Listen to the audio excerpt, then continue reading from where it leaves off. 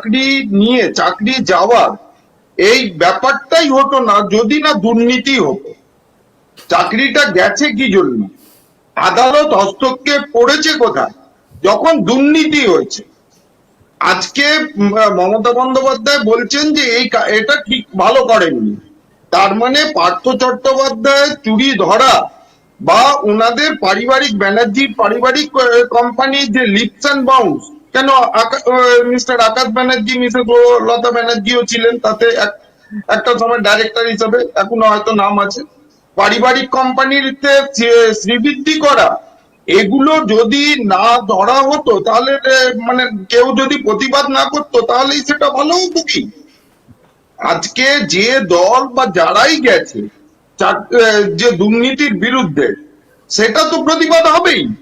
আপনারা দুর্নীতিটা করেছেন বলেই চাকরিগুলো গেছে। এবারে আপনি বলুন যে এসএসসি মেনে নিয়েছিল যে সুপ্রিম কোর্টে, আমি বলছি হাইকোর্টের পরে, 7,000 দুর্নীতি হয়েছে, এই সংখ্যাটা পরবর্তীকালে যে 8,324টাতে দাঁড়িয়েছিল, 8,324টা চাকরি অবৈধ, যেটা সুপ্রিম কোর্টও বলেছিল। সেই সময় কিন্তু এই যে বৈধ অবৈধর ব্যাপারটা যখন প্রথম দিন, আপনার মনে আছে, প্রথমে যখন সিঙ্গেল বেঞ্চে হাইকোর্টে চলছিল, হাইকোর্ট যখন বলেছিল 17,000 চাকরি বৈধ, এই বাদ বাকিদেরকে আমরা অবৈধ বলছি, সেই সময় চ্যালেঞ্জটা কে করেছিলেন? সেই সময় চ্যালেঞ্জটা সরকার করেছিল। মানে প্রক্ষান্তরে মাননীয় জেদ, এটা মাননীয় মমতা বন্দ্যোপাধ্যায়ের জেদে চ্যালেঞ্জ হয়েছিল ডিভিশন বেঞ্চ, তারপর তারা গেল supreme court, single bench, division bench, প্রধান বিচারপতির বেঞ্চ। সেখানে আজ অব্দি যদি দেখা যায় যে কোটি কোটি টাকা লয়ারদের পেছনে খরচা করেছেন, যেটা আপনাদের রাজনৈতিক বিশ্লেষক বলছিলেন, একদম সঠিক কথা। এই যে এই ব্যাপারগুলো না করলে আজকে ঘুষ নিয়ে যারা চাকরি পেয়েছে সেই অযোগ্যের লিস্টটা যদি সেগ্রিগেট করে দেওয়া হতো তাহলে এত প্রশ্নই উঠতো না। এবারে ডিআই অফিসে কিছু লিস্ট পাঠানো হয়েছে, কিন্তু পাবলিক কেন করা হচ্ছে না, পাবলিকালি কেন বলে দেওয়া হচ্ছে না এত অযোগ্য? এটা একটা বাচ্চাও বুঝতে পারবে। দীপঙ্কর, আপনি বরিষ্ঠ সাংবাদিক, আপনিও বুঝতে পারবেন কেন করা হচ্ছে না। কারণ এই যে যেটা বিকাশ ভবনের সামনে যে ঘেরাওটা হচ্ছে, সেটা তৃণমূলের প্রত্যেকটা পার্টি অফিসের সামনে হবে। যে টাকাটা তো গেছে ওখান থেকে, টাকাটা তো কোথায় গেছে সেটা তো পাওয়া গেছে, যে টাকাগুলো কোথায় কোথায় গেছে। আজকে পার্থ চট্টোপাধ্যায় কি ছিলেন? মাননীয় সরকারের 2 নম্বর ব্যক্তি ছিলেন। মুখ্যমন্ত্রী মমতা বন্দ্যোপাধ্যায়ের পরের গুরুত্বপূর্ণ ব্যক্তি ছিলেন পার্থ চট্টোপাধ্যায়। উনি এতদিন ধরে জেলে কেন, তার জবাব মুখ্যমন্ত্রী দিচ্ছেন না। সুপার নিউমেরিক পোস্ট কেন সৃষ্টি করা হয়েছিল? মানে ওনারা জানছেন ঘুষ দিয়ে চাকরি হয়েছে।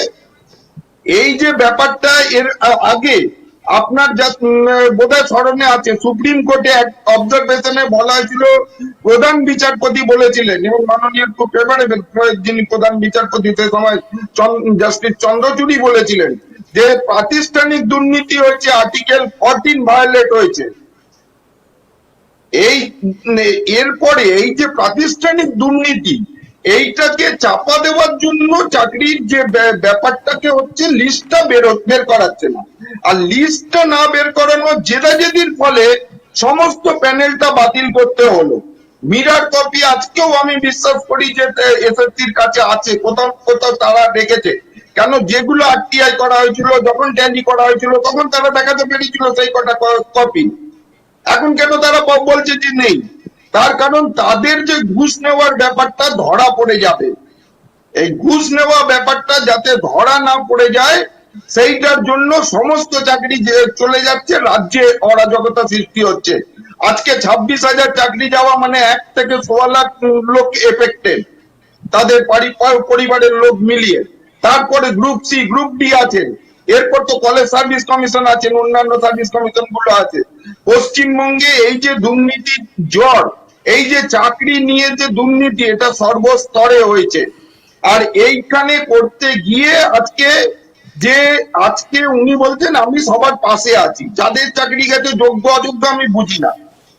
উনি যোগ্য অযোগ্য বোঝেন না, উনি মুখ্যমন্ত্রী পদে নিজে যোগ্য কিনা সেটা বোঝেন, যোগ্য অযোগ্যই বুঝেন না।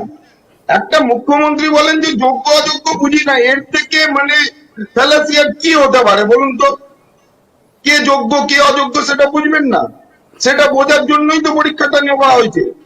এবারে বলছেন আমি পাশে আছি, আগে ওনাকে যে বোঝান যে উনি পাশে থাকার জন্যই এই শিক্ষকদের চাকরিটা গেছে।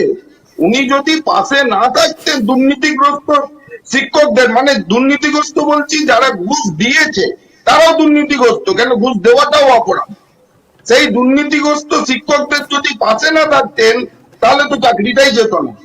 উনি ধন্যবাদ বেশি আপনাকে। করে পাশে আমি আছেন দুর্নীতিগ্রস্ত আমি